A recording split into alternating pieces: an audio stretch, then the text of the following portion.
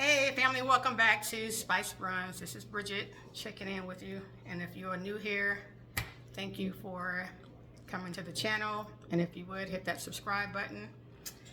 So, what am I talking about today? Today I am talking about something that is personal, unplanned, not even polished. We're back on the topic of colorism.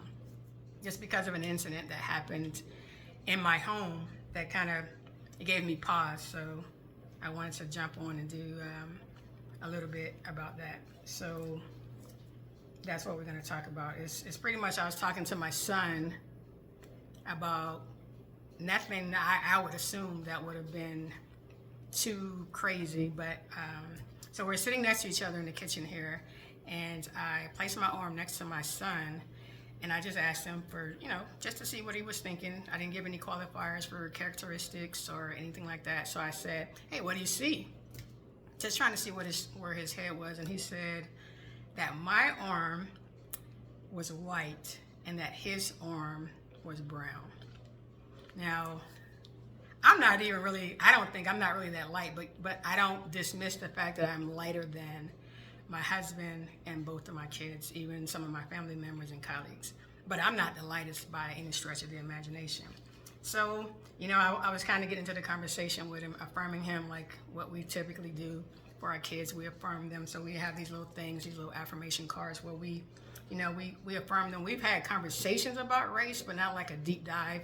Like we read books like the Colin Kaepernick's I Color Myself Different. We read about Black excellence, so John Lewis, Ronald McNair, stuff like that. Typically nothing too crazy because my kids are less than 10, so I want them to be able to understand what it is that we're having a conversation about. So when he said this, it's not so much as what he said, it's the way his father jumped in. So my husband is a little bit back on that. So my husband is, by birth, he is Caribbean. He's from St. Lucia, and he was born there. He immigrated to the U.S. When he was 18, so he's been here roughly over 20-something years. And I've known him, been married to him over 20 years. So, but his comment was, just because someone is lighter doesn't make them better. Obviously, that's kind of, I'm not going to say common sense, but, if you know something regardless of your gender, your race, who you love, and whatever. So, but his comment felt defensive. It felt like he was, I don't know if he was being attacked. I don't want to say that he was, but it felt like the way he was responding, it felt like it was just offensive, like there was something behind it. And so I agree with him, at that point with my son, and we continue to talk about, just because someone is a different shade than you, or they're bigger than you, or smaller than you, or a girl or whatever, it doesn't make them better than you. So you never shortchange yourself. That's why we affirm you. That's why we tell you, to give your best. That kind of conversation, yada, yada, yada. So I was just like, man, where, we talked about race, my husband and I, but not so much deep into it with my kids. And, my husband being from St. Lucia, he is from a minority country. So you see the times that I visited, it's Black and brown folks. So you're thinking, well, I guess I never thought about it. That's colorism, no matter where you are.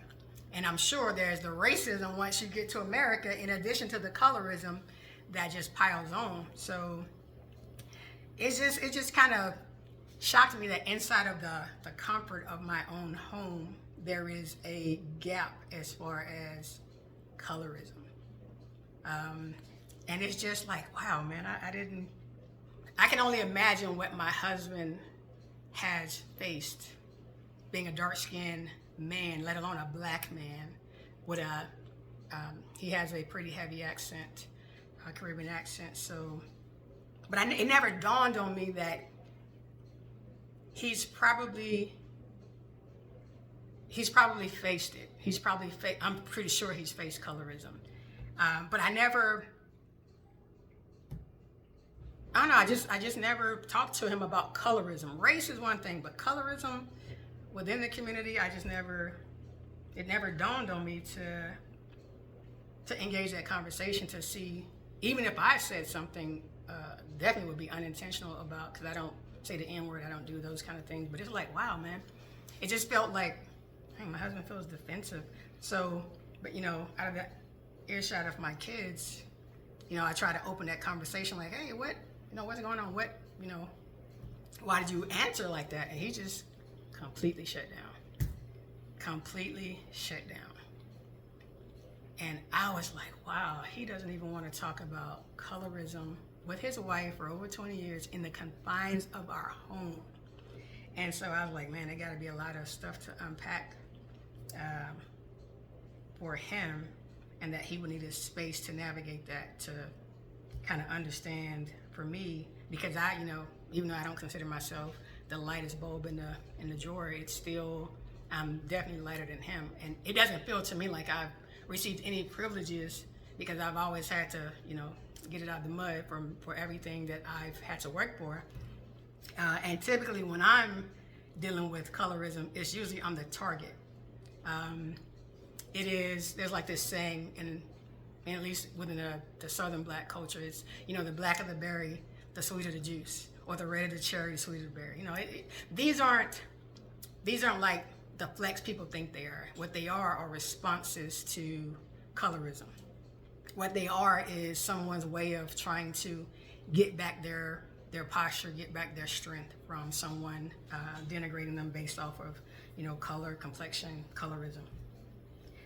So it's just like, I was like, man, that kind of stung, I was like, man, my husband is a victim of it, and he can't even talk about it with me, at least not yet. So hopefully we'll be able to kind of get into that conversation. So yeah, that was kind of an eye-opener for me. So I guess I would ask, especially if you're a parent, have you, of Black kids, no matter where you are across the diaspora, or darker skinned kids, have you had to explore this topic? Have you had to, what are some of your techniques, tools to breach that topic with someone that you care deeply about? Because I was like, wow, this is kind of crazy. It was,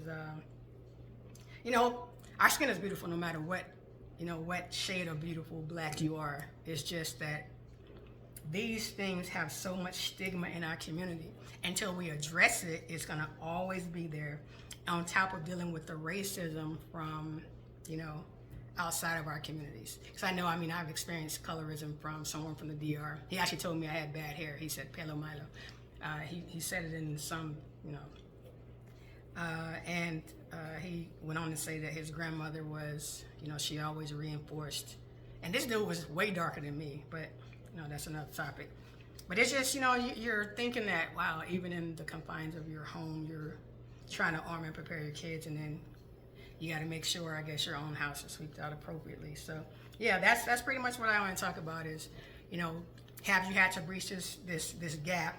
Have you had to have a conversation, or if you haven't, are you willing to have this conversation about that with someone that you care about, be it your kids, your nieces, nephews, or grandparents, or something like that?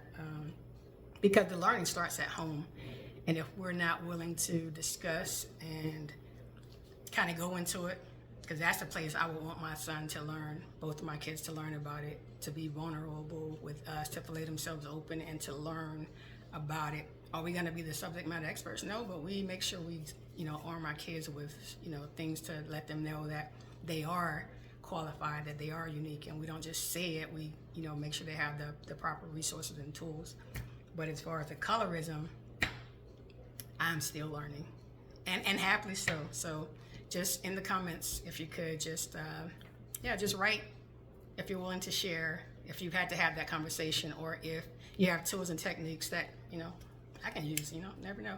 Anyways, thank you for listening.